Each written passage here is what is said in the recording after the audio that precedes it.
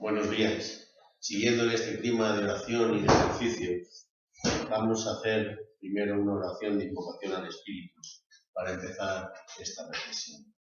En el nombre del Padre, del Hijo y del Espíritu Santo. Amén. Ven, Espíritu Santo, llena los corazones de tus fieles y enciende en ellos el fuego de tu amor. Envía tu Espíritu Creador y renueva la faz de la tierra. En el nombre del Padre, del Hijo y del Espíritu Santo. Amén.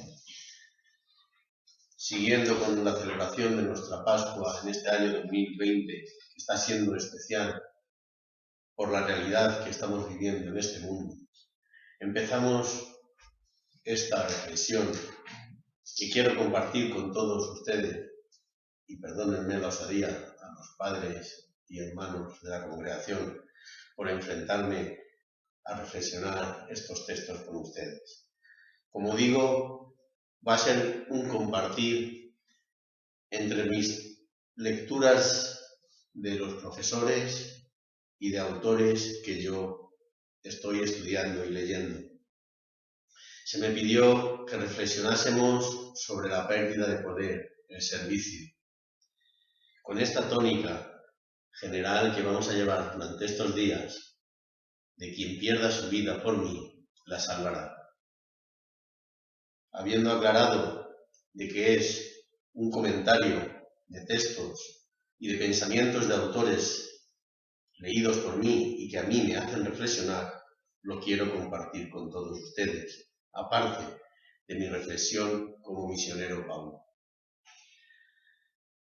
Quizás hoy, al hablar de pérdida, se va el pensamiento a otro tipo de pérdida existencial, que es la pérdida de la propia vida. De muchas personas, algunas de ellas son conocidas nuestras. Esta situación es una pérdida de salud, es decir, estamos en una situación anómala y, por tanto, de enfermedad. Por ello pienso que es el tiempo de la cura, que llevará a un tiempo de sanación de las diferentes pérdidas surgidas que van a hacer daño a la humanidad a consecuencia de esta trágica realidad que está viviendo el mundo.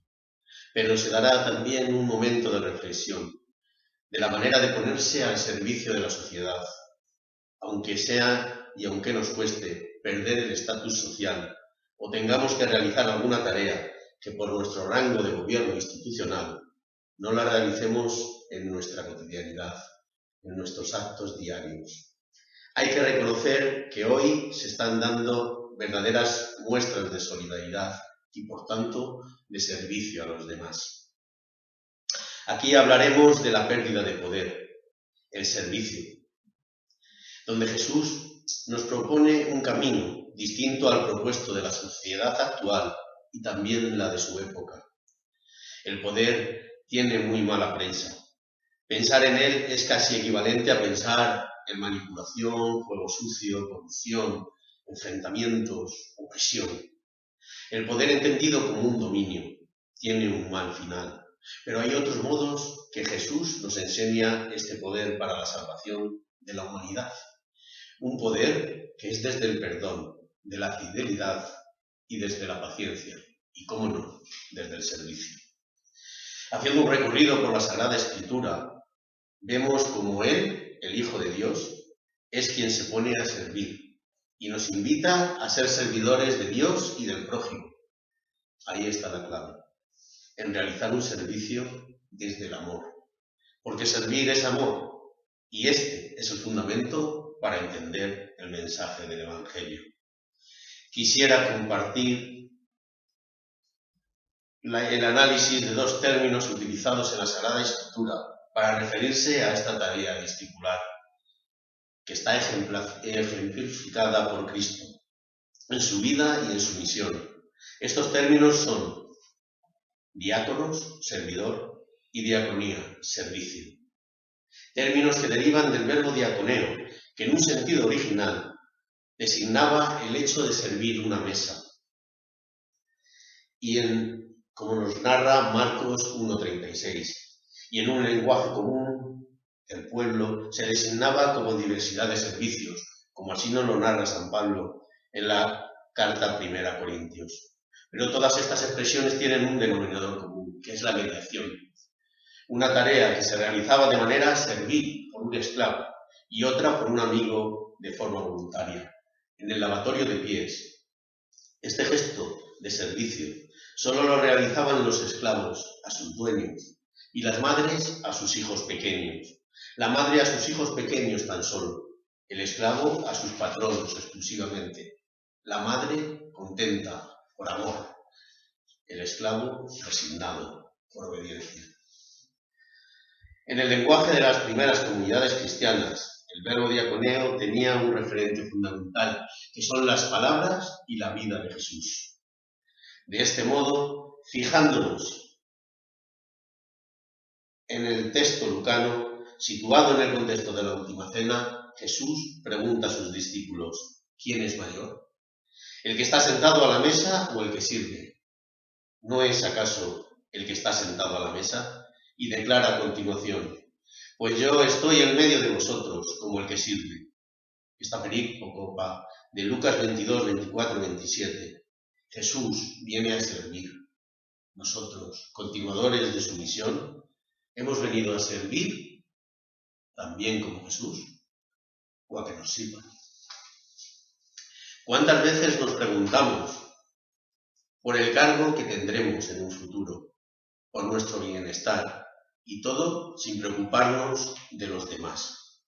Lucas en este texto traslada aquí de un modo diferente palabras que Marcos y Mateo ponen después de la petición de los hijos de Zebedeo, que no somos nosotros tan distintos en querer ocupar buenos puestos. Lucas, en un contexto nuevo, manifiesta cómo las enseñanzas de Jesús aclaran la precedencia y el servicio de las mesas, que sin duda planteaban las asambleas litúrgicas primitivas, y que estoy seguro que se siguen planteando la misma problemática en nuestra comunidad eclesial. ¿Quién es el mayor? ¿Dónde nos situamos? Cuando Jesús nos lo deja muy claro en este dicho. Claro. Otro dicho que también sintetiza el ministerio de Jesús como servicio lo encontramos en Marcos: pues el Hijo del Hombre no ha venido a ser servido, sino a servir, y entrega su vida en rescate de muchos. Cuando analizamos los textos de Marcos, vemos como una coherencia en la vida y la misión de Jesús y estas enseñanzas que nos muestra Marcos, especialmente después de los 3 anuncios de la pasión. Estas enseñanzas, tanto las referidas a los 12 y a las gentes que nos muestra Marcos 8, como las que nos narra luego para los 12 con respecto a los demás discípulos, están referidas a cómo se ha de realizar la tarea del discipulado, algo que se hace extensible hasta nosotros. En las dos son y somos invitados a ser servidores de los demás. Si alguien quiere ser el primero, que sea el último de todos y el servidor de todos. Marcos 9:35. El que quiere ser grande entre nosotros, que sea vuestro servidor. Marcos 10:43. Estos dichos nos están revelando algo que hoy no está muy de moda, pero que también lo hay: que los jefes deben servir. Los jefes deben servir. Por eso estos textos, según la exégesis, han sido modificados para explicitar y resaltar la acción de servicio en la vida y misión discipular, en nuestra vida de servicio, en la comunidad y en la sociedad. Así, vemos que en el primero, que se hace desde la antítesis primero y último, y en el segundo se nos argumenta la condición del líder como un servidor, desde la contraposición de pequeño y grande. Nos dice que un líder servidor tiene que ser una persona que acoge, acompaña, integra al pequeño y al necesitado, pero también una persona dispuesta a bajarse del pedestal de su orgullo y la indiferencia para cuidar y ayudar a subir al otro. Enseñanza distinta a la que nos ofrece Jesús a cómo hoy la sociedad nos vende este poder. Un poder que es un modo de tener éxito. Los que tienen el poder suelen abusar de él en propio beneficio, pasando por encima de los demás. Para estas personas, perder el poder es perder posibilidades, potencialidades, relevancia. Nos decía el hermano Paco ayer en la introducción a este triduo. a estas reflexiones. Yo les llamo los poderosos con miedo a perder su poder por su concepción materialista y por su soberbia.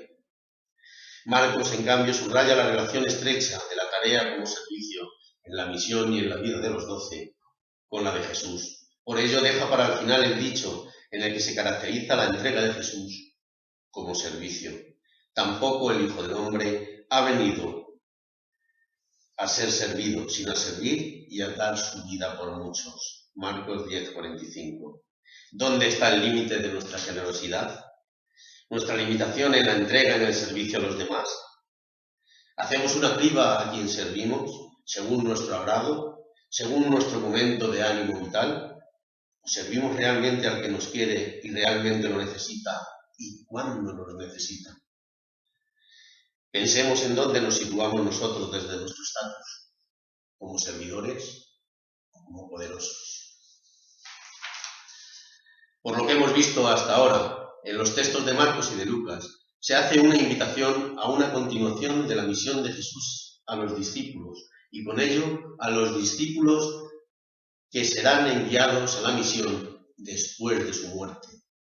Estos serán, y por lo tanto seremos, servidores. Porque en la tradición sobre Jesús, el sentido de su muerte, como resumen de su vida terrena y como expresión del sentido de su misión, se ha formulado en los términos de servicio. Otra figura como servidor que nos narra la Biblia y nos la presenta es a Pablo. Por cultura cristiana, todos sabemos que Pablo realiza una gran labor misionera y por ello es conocido como apóstol. Son varias las ocasiones en que reclama este título y con él una autoridad igual a la de los 12 y a la de los otros seguidores que habían sido testigos de la resurrección de Jesús, de la muerte de Jesús y de su resurrección. Así nos lo narra en 1 Corintios 15:8 y en 2 Corintios 10:13, pero en este último, para resaltar ante sus adversarios la autoridad de apóstol. Para expresar que el ser de Cristo no es de uso exclusivo, sino también de nosotros. Critica a los que desde el poder de mediadores religiosos autorizados, esos falsos apóstoles que llamará él, quieren hacer del mensaje del Evangelio un monopolio suyo. Pablo siente el título de apóstol fundamentado en una revelación de Dios y en el encuentro personal con el resucitado, con Cristo. Por tanto, consecuencia de una llamada, de una vocación, lo que le hace ser consciente de que hay muchas más personas que son llamadas a la misión, al seguimiento de Jesús y por tanto al servicio. Lo que le dice que esta misión no es exclusiva, no es individualista, sino que tiene que ser y debe ser una misión compartida. Esto contrasta con lo que nos expresa en la carta de su ministerio. No se refiere nunca como apóstol, no se presenta con ese galardón de autoridad, sino que se presenta como servidor, diácono, y respecto a su tarea misionera evangelizadora, se presenta y la presenta como servicio, diaconía, términos que anteriormente explicábamos. Pero Pablo tiene un modelo y nos invita a tener a todos a ese modelo, a Cristo. Pablo no quería presentarse en la comunidad de Corintio, invocando su autoridad que le otorgaba su condición de apóstol, sino compartir con ellos cómo entendía y vivía el don que había recibido de Dios, esa gratuidad. Por eso, en esta carta no habla desde su condición de apóstol, sino desde lo que constituye la esencia del ministerio, el servicio, cuyo modelo es Jesucristo. Pablo elige probablemente estos términos de servicio en su carta sobre el ministerio por la llegada a Corinto de aquellos misioneros judio-cristianos, los llamados superapóstoles, que son los que piensan que la llamada de su ministerio les viene por su poder intelectual, por su posición social y en beneficio de sus intereses y egoísmos, vanagloriándose así de dicha sabiduría y presentándoos un mensaje del Evangelio más aceptable quizás para la comunidad, pero quizás menos auténtico. Cuando el ministerio, su legitimidad, no proviene de nosotros, nos dice el apóstol, sino que es un don recibido de Dios. Por ello, en su apología nos dirá, aquellos misioneros que se predicaban a sí mismos y se jactaban de su condición de apóstol, reivindicando de este modo su autoridad fundada en su oficio de mediadores religiosos autorizados, la prepotencia del poder.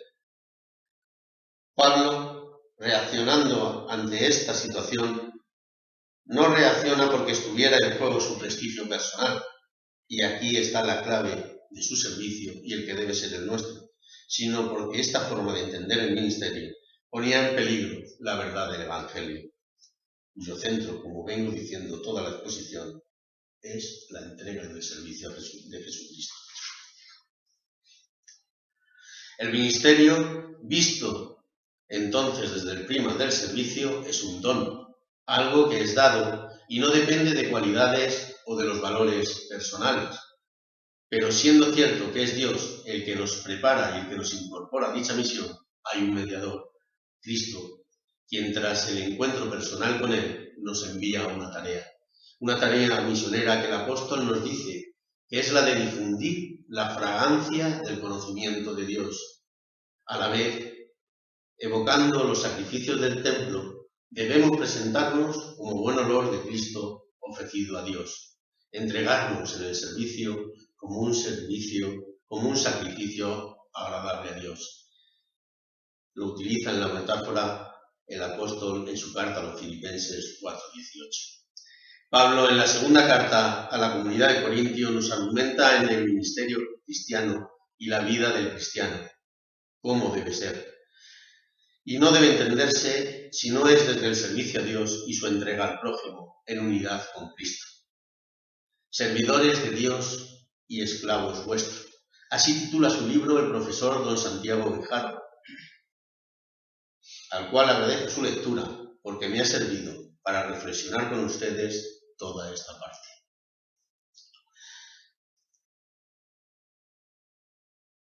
El servicio es el mejor camino para seguir a Jesús y demostrarle nuestra fe en Él.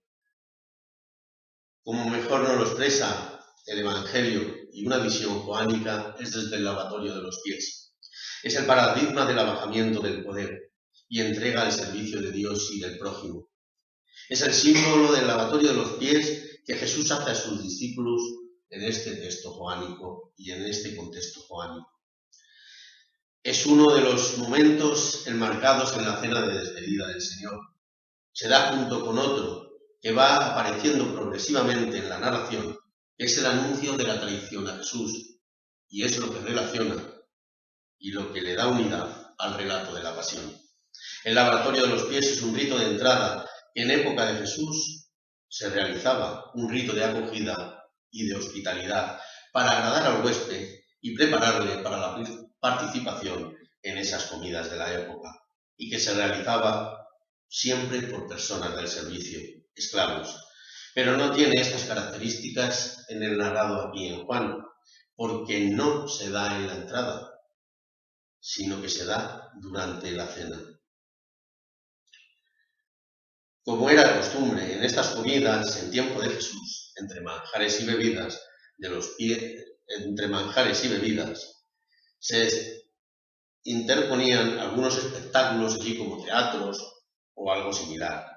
Jesús introduce el símbolo del lavatorio de los pies a los discípulos, pero lo hace con una gran solemnidad y sobriedad, porque le quiere dar un nuevo significado a este rito de acogida. Lo transforma en un rito de consolidación del grupo discipular y les marca una novedad, un camino de vida desde el servicio.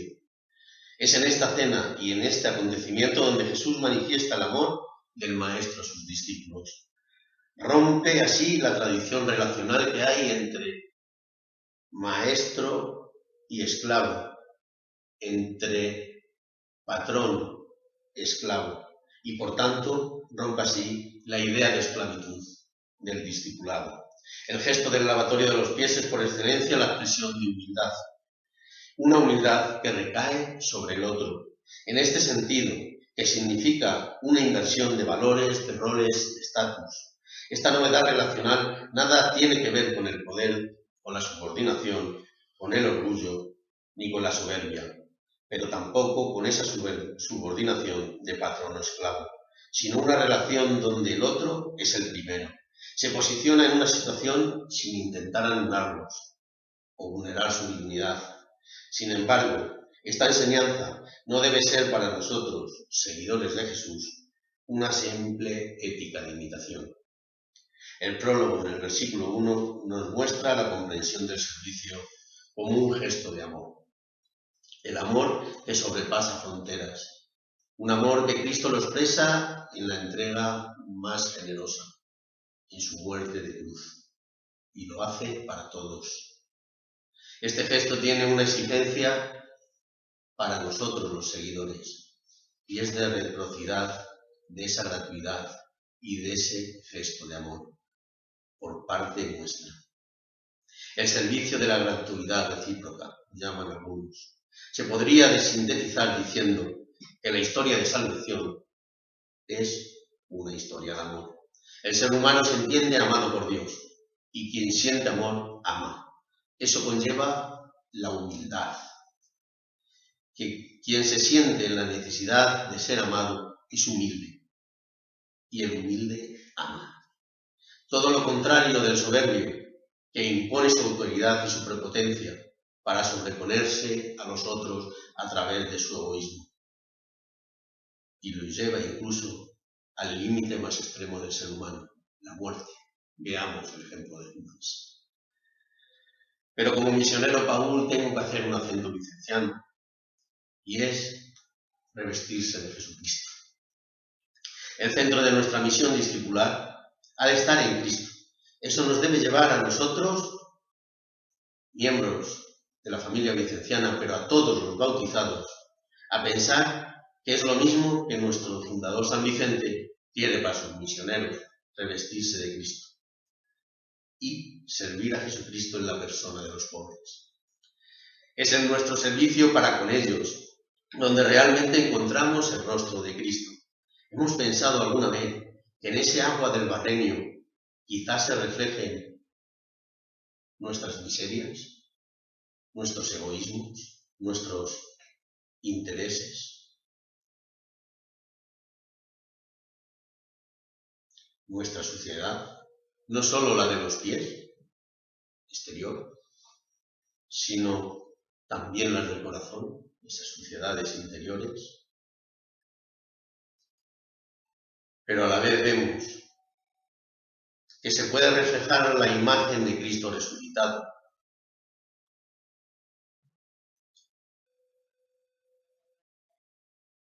Una imagen de un Cristo resucitado que viene a limpiar ese lodo que hemos dejado en el agua, como lo dejó Pedro. Por eso nos dejamos nosotros lavar. Y mi pregunta entonces es si no será eso mismo lo que tenemos que hacer nosotros en nuestra tarea de vida cristiana y entrega en el servicio de la caridad, que mirando el lado de su miseria, que mirando el lodo de su miseria de aquellos que servimos, vean el rostro de Cristo en nuestras acciones y en nuestra forma de vivir. Para San Vicente, el servicio a los pobres es una verdadera experiencia espiritual. Más allá de un mero compromiso ético de solidaridad, es un culto prestado a Dios, nos dice un cohermano nuestro portugués, el padre Nelio. Somos herederos del legado de amor al servicio a los demás, especialmente a los más necesitados. Hoy se hace actual y pienso que debemos reflexionar sobre nuestro servicio y si en verdad hay una inversión de estatus y son ellos nuestros amos y señores. Por eso os dejo este texto para reflexionar. Servir a los más necesitados con afecto y humildad. Dios ama a los pobres y por consiguiente ama a quienes aman a los pobres. Pues cuando se ama mucho a una persona, se siente también afecto a sus amigos y servidores. Pues bien, esa pequeña compañía de la misión procura dedicarse con afecto a servir a los pobres, que son los preferidos de Dios. Por eso tenemos motivos para esperar que por amor hacia ellos también nos amará Dios a nosotros. Así pues, hermanos míos, vayamos y ocupemos con un amor nuevo en el servicio de los pobres y busquemos incluso a los más pobres y abandonados. Reconozcamos delante de Dios que son ellos nuestros señores y nuestros amos y que somos indignos de rendirles nuestros pequeños servicios. Texto extraído de una charla en enero de 1657 del tomo 11, página 273. Yo lo dejaré para la reflexión junto con unos textos de la Evangelii Gaudium. Pero vamos concluyendo con otra imagen y siguiendo nuestra tarea misionera de servicio como miembros de la Iglesia. Podemos imaginar cómo Jesús, en otro pasaje también en el contexto de una cena, deja enseñar e incluso luego ponerlo en práctica él el gesto de abajamiento y servicio al otro. Una mujer pecadora que lava los pies a Jesús en la casa de Simón el fariseo, Lucas 7, 36, 50. Oí una vez una pregunta: ¿pudo aprender el gesto Jesús de esta mujer y luego ponerlo en práctica en la última cena? Una mujer que, si se ve algo en la imagen, es que derrocha ternura y amor y lo pone en práctica. En este gesto vemos cómo aquellos a quienes servimos también nos pueden evangelizar. Y de hecho, a mí me evangelizan. ¿Cuántas veces nos interrogan y nos dan lecciones de generosidad y de integración? Pero además, en el gesto de la mujer hay también una acción de Jesús, esa mano en la cabeza.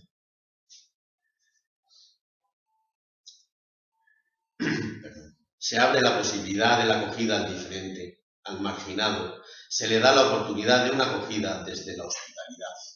Una hospitalidad abierta, enraizada en la escucha de la voz misma de Dios que resuena en ese que llama a tu puerta, en ese que llama a la puerta de tu corazón.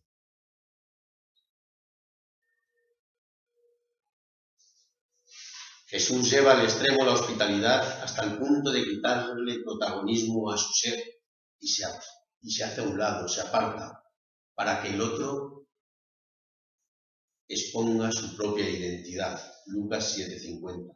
Tu fe te ha salvado.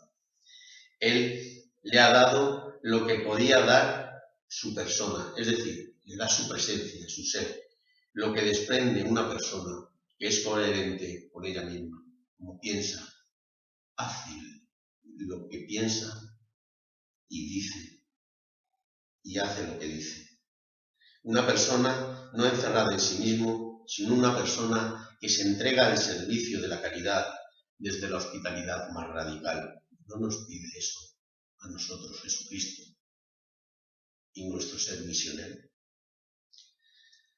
Se cuestiona y se pone aquí en juego esta hospitalidad nuestra, la fe, nos dice Christopher Theobald, y nos dice: la fe como expresión última del ser humano, como ese acto que apuesta por la vida, más allá del puesto que ocupemos en el mundo y de las condiciones determinadas de carácter social, cultural, político, religioso. La hospitalidad es el lugar de la reconciliación con uno mismo, y nadie puede hacerlo en lugar de otro. De ahí el milagro de la hospitalidad. Un ser hospitalario, servidor, puede engendrar en mí ese acto de fe. Mi existencia vale la pena de ser vivida. Así nos lo expresa en su libro El estilo de vida cristiana. Pues, para finalizar, quiero dejarles una pregunta. Con su enseñanza del servicio a Dios y al prójimo, ¿ha engendrado en mí Jesús este acto de fe? ¿Vale la pena la pérdida de poder y llevar una vida desde el servicio a los demás, como una historia de amor y de salvación?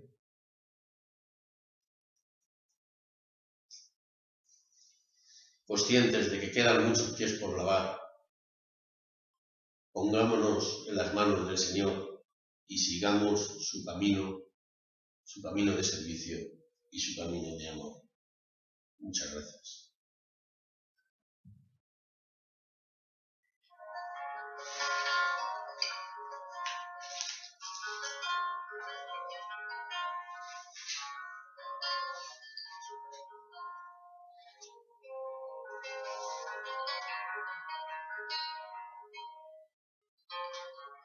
Sigue habiendo tantos pies que lavar,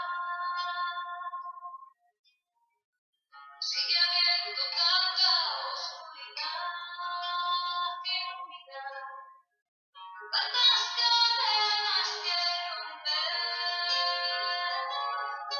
pan y vino para el pobre quiero ser. Sigue habiendo tantos pies que lavar, sigue habiendo tanta oscuridad que olvidar, tantas cadenas que romper. Adivino, para el pobre quiero ser. Sigue habiendo tantos pies que lavar, sigue habiendo tanta oscuridad que olvidar, tantas cadenas que romper. Fortalece, Señor, mi poca fe.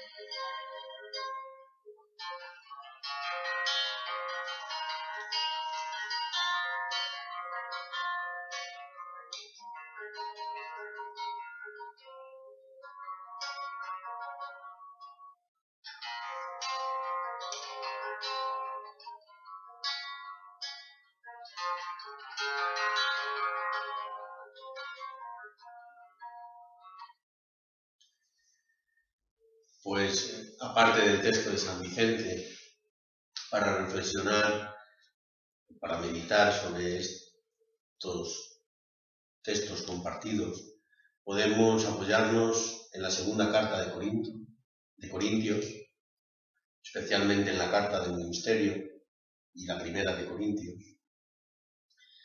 En Evangelii Gaudium 178 y 179, en los dichos de Lucas y Marcos que hemos expuesto, pero además está el libro de Servidores de Dios y Esclavos Vuestros del profesor Santiago Guijarro y algunas reflexiones sobre San Juan de San Agustín que he extraído. Muchas gracias.